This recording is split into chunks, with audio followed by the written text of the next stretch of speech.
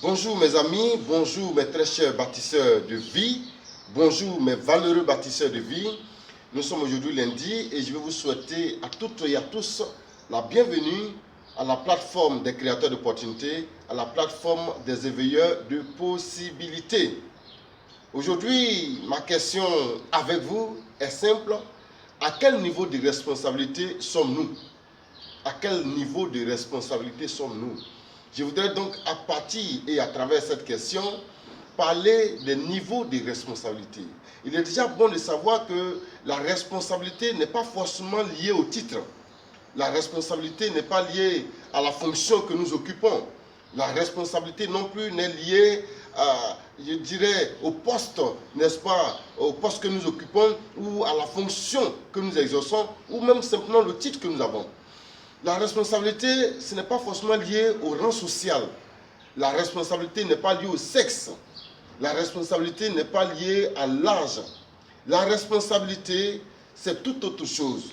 Et je vais vous présenter la responsabilité ou le sens de la responsabilité comme étant, n'est-ce pas, un cadre de lucidité où nous interprétons avec objectivité chaque situation, chaque événement en vue de leur résolution.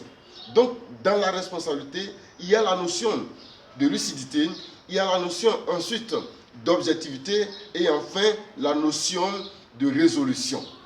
Pour être responsable, il faut d'abord être lucide face à toute situation qui se présente à nous.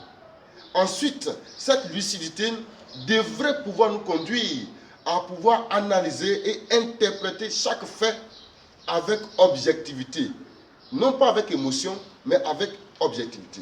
Et enfin, lorsque nous avons analysé, lorsque nous avons interprété la situation, le fait avec objectivité, il va s'en suivre que nous allons déboucher vers une résolution de la situation à laquelle nous avons été confrontés ou à la situation à laquelle nous avons été soumis. Donc la responsabilité, c'est d'abord faire preuve de lucidité, n'est-ce pas, devant toute situation, en vue de l'interpréter objectivement dans la perspective de sa résolution.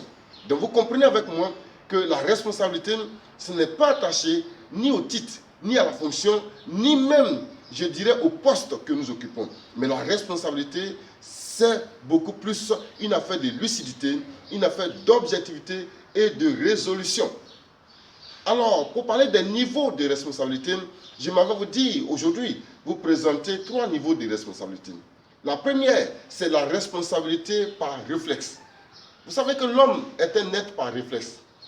Pourquoi? Parce que dès le commencement, lorsque Dieu, le Tout-Puissant, Jéhovah, a créé l'homme et qu'il a placé le premier homme, Adam, dans le jardin d'Éden, la Bible déclare que Dieu l'a placé dans le jardin en vue de le cultiver et de le garder. Mais cultiver et garder, ça fait peut-être allusion juste à 2 verbes. Mais derrière les 2 verbes, il y a que Adam devait faire preuve de réflexe. Il devait, n'est-ce pas, faire preuve d'intelligence pour pouvoir effectivement mettre en valeur le jardin.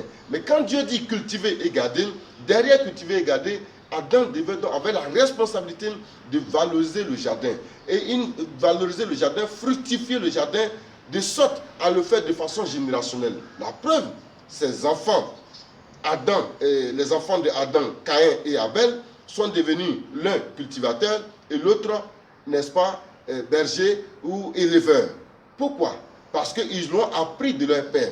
Adam, il est bon de le souligner, n'avait aucun outil de travail, n'avait aucun instrument de travail, n'avait aucun matériel agricole, ni aucun matériel pastoral à sa disposition. Mais il a eu le réflexe de dire, écoutez, si Dieu m'a mis dans un jardin où il y a déjà des arbres, où il y a du verger, où il y a, n'est-ce pas, des légumes, etc., ça veut dire que j'ai la responsabilité de cultiver en me donnant le réflexe approprié pour ce faire.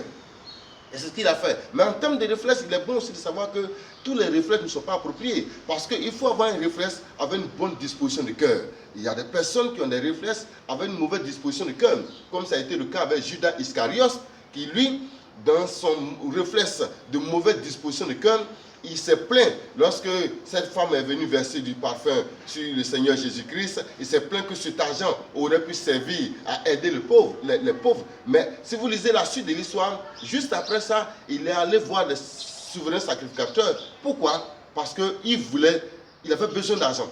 Effectivement. Donc, en réalité, il n'avait pas une bonne disposition de cœur. Il a eu le réflexe, mais il n'avait pas une bonne disposition de cœur. Et je m'en vais vous dire que, en tant qu'homme responsable, en tant que femme responsable, nous devons déjà, dans un premier temps, avoir de bons réflexes. C'est notre bon réflexe qui fait de nous d'abord des personnes responsables.